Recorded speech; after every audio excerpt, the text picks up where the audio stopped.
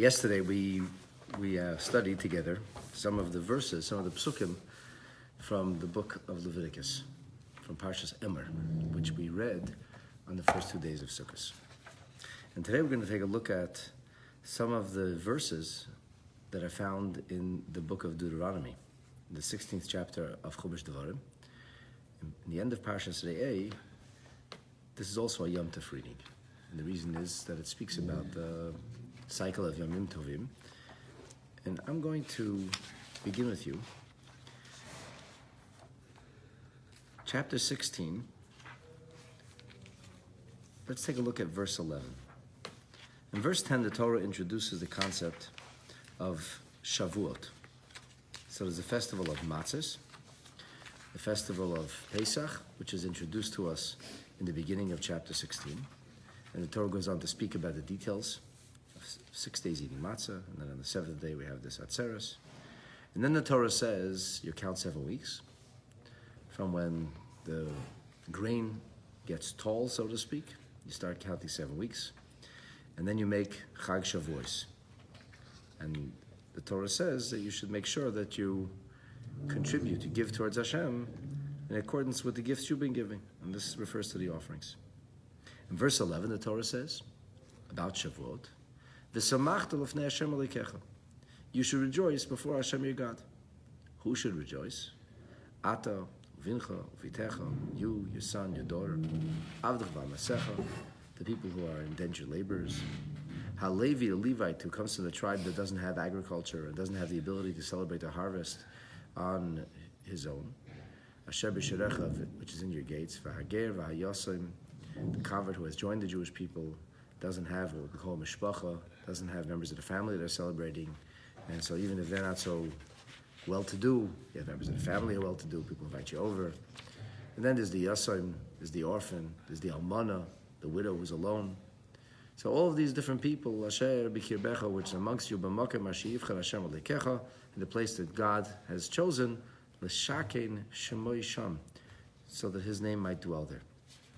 And Rashi tells us, what's this business with v'samachta? You should rejoice, l'fnei Hashem Elokecha, and then we have a whole litany of different kinds of people who are supposed to be included in the celebration. So Rashi says that if you look carefully, you'll see the Torah mentions 4 different kinds of individuals. The Torah mentions the Levite, the Torah mentions the Ger, the convert, the Yasin, the orphan, and the Almana, the widow.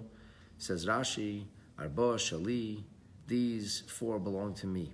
Because about all these 4 people, Hashem says, they are my special children. I take care of them. So these 4 are mine.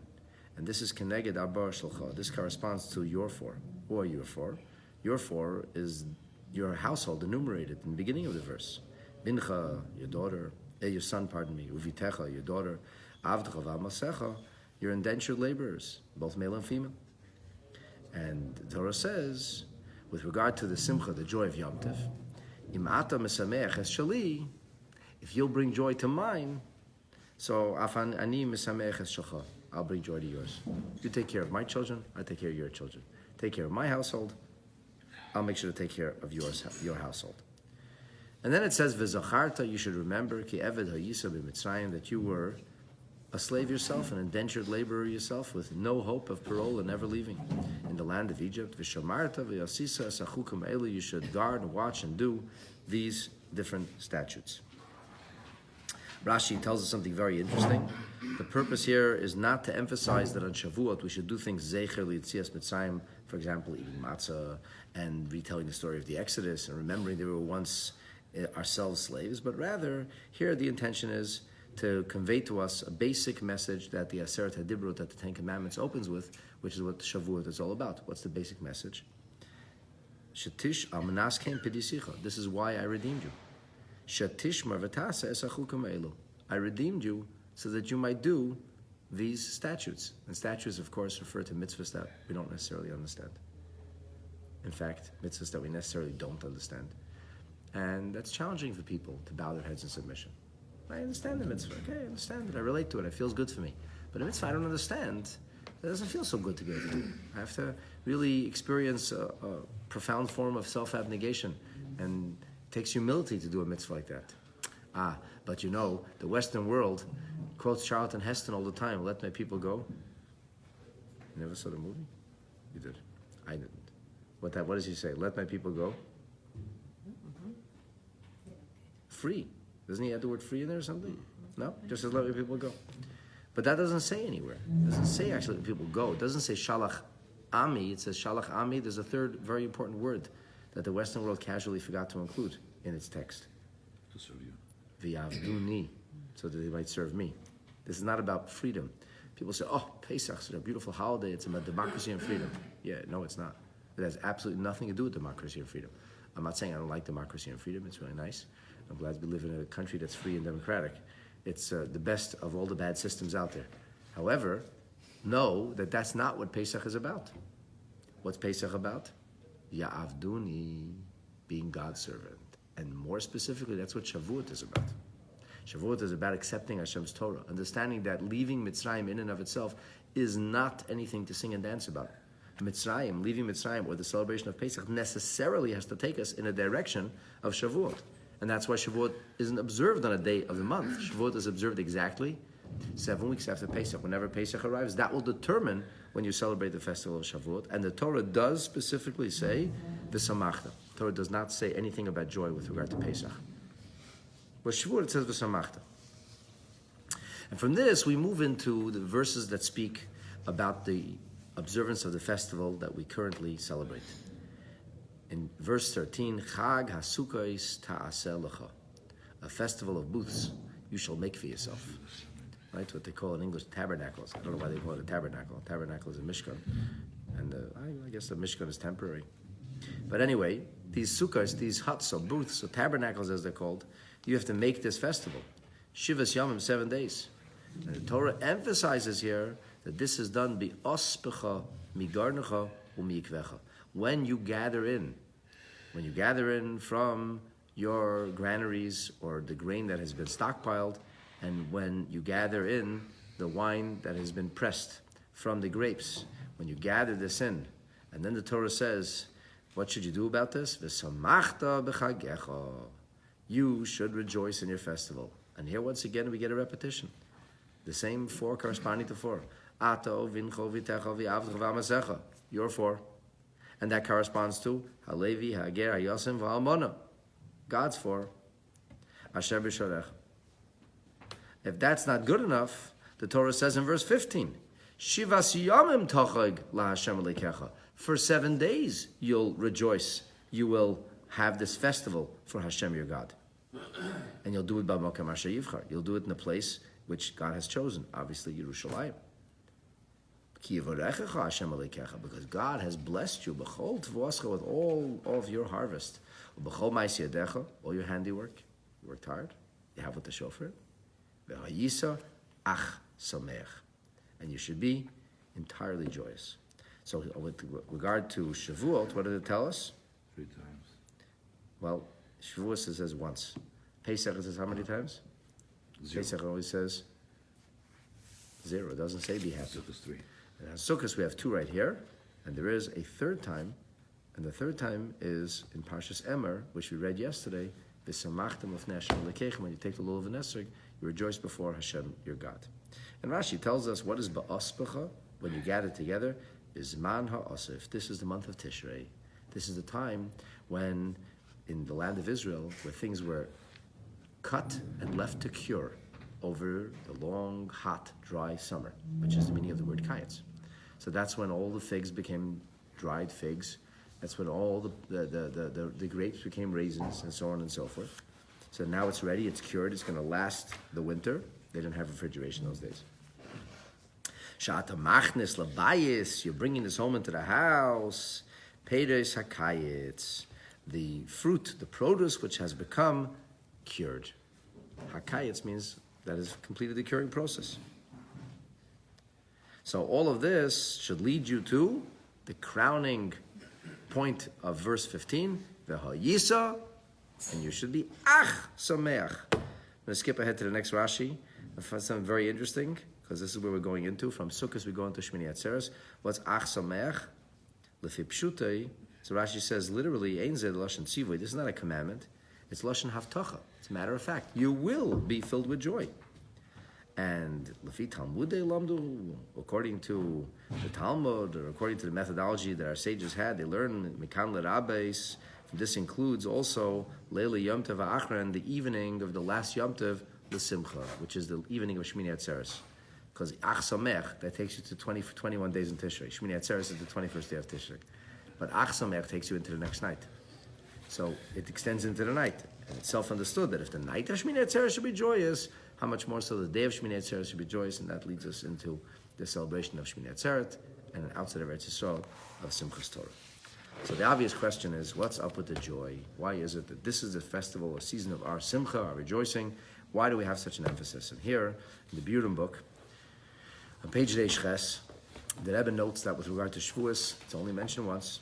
With regard to Pesach, it's not mentioned at all. And with regard to Sukkot, we have twice here, and once in Pashas Emer. And there's this famous explanation. It's actually right there, open in the verse. This is a Yalkut Shemaini. And the Yalkut Shemaini says, you know why you're joyous here? Because this is Chag HaOsif. Because this is the time of ingathering. This is Ba'aspecha. This is when you gather it into your house. And because you gather it into your house, that which had cured and dried all summer long, that's why you have a state of joy. So the Rebbe says, we need to explain this business of the gathering, of the harvest, a little bit within spiritual terminology and some kind of framework outside of literal agriculture. I mean, after all, the festivals precede the land of Israel. Part of the case here is, so how does this mean anything to us today? We don't have land, and agriculture is not the gross national product of Israel. High tech is. So there's no usbach over there. There's no gathering, but the truth is that the festivals were celebrated long before we came to Eretz Yisrael. Already in the desert, they were celebrating the festivals. They were doing the mitzvahs. They have a famous medrash from Moshe Rabbeinu where he got an esrog from. So how does this work? So the Rebbe suggests that the concept of gathering the harvest also has a spiritual meaning, which could apply to the time in which the Jewish people didn't yet come to the land of Israel, and obviously would apply for us long after we are living in the land of Israel and being defined by its agriculture. So Shavuos is Chag HaKotzer. Shavuos is the time when you, so to speak, cut the harvest. What does that represent? That represents the time when the Jewish people got the Torah. Because the Torah in the Gemara in Masechet Sanhedrin and in Chagiga and elsewhere, it tells us that Torah is often metaphorized as tevuah, as grain, cereal. And so we got the Torah, we got the grain, and what do? And we started to unpack it. We started to learn it. We started to find out about the mitzvahs. And then what happened? It didn't go so well. We got stuck, right? It was a process. It didn't just go from Shavuos. We didn't just get straight into Sukkot. There was a long process in between. We got stuck until finally Shavuos comes along, Sukkot comes along, and we put the pieces back together or brought it all home. A short time after the Jewish people got the Torah, what did they do? They worshipped the golden calf, incredibly banally and stupidly, and this was really bad. It's a very bad sin. And then they did tshuva, and then eventually Hashem accepted their tshuva, and He said Salachti, and He said I forgive you. When was that? That was Yom Kippur. And so, with regard to a Baal Tshuva, the Rambam says in the laws of Tshuva, in chapter 7, halacha 4, he says, a Baal Tshuva could think that he's very far from Milas HaTzadikim, from the virtue of a tzaddik. Wrong, says Rambam, don't make that mistake. Rather, he is cherished before the Creator, as if he never would have sinned. And not only that, his reward is even greater. Do you know why? Look at the words that Rebbe quotes Rambam. Sharei toam tam achet. He tasted sin, and then he separated from sin. And tasting sin and separating from sin after you already attached to it. Kovash Yitzray. He restrained his Yetzer Hara. This is an extraordinary feat. No simple matter. Mokim shabalei tshuva indim. About this says the Rambam. Our sages told us where balei tshuva stand. The place they occupy, of even perfect tzaddikim cannot occupy. Ma'alasam gedoyla. Not only did they fall short of the virtue of the righteous, the perfectly righteous, but on the contrary, they eclipsed them. So you never tasted sin. You never know what it means. You never had to contend with the Yetzirah. Yeah, like more with a silver spoon, spiritually speaking. Life was perfect for you, no issues. And so it's nice, but it's not profound. Profound is you tasted sin. You slipped, you tripped, you did all these things wrong, and then you picked up the pieces, and then you put your life back together. That, says the Rebbe, this is the idea of asifas hatvua. This is bringing the harvest home. This is the process of tshuva. Cutting the grain, bundling the grain, curing the grain, a development of a process that this happened after the Jewish people got the Torah, starting off as tzaddikim, and then making some very serious mistakes, and yet being able to become Bali Tshuva. This, my friends, is what the joy of Sukkot is really all about. Which dovetails perfectly into the idea that Sukkot is Yom Kippur unfolded. Yom Kippur represents the Ketoret, Sukkot is unfolded. This is the joy of Tshuva, the joy of atonement, the joy of bringing it all home, so to speak. This is the season, the festival of our rejoicing, Zman Simchaseinu. Eibishter should help us, that we should be Zoicha to Tshuva, all of us together, because when we all do Tshuva, then Mashiach comes. We'll have Simchas Olam, eternal joy, Yimertz Hashem, B'mheira, Ubi Ameinu. Amen.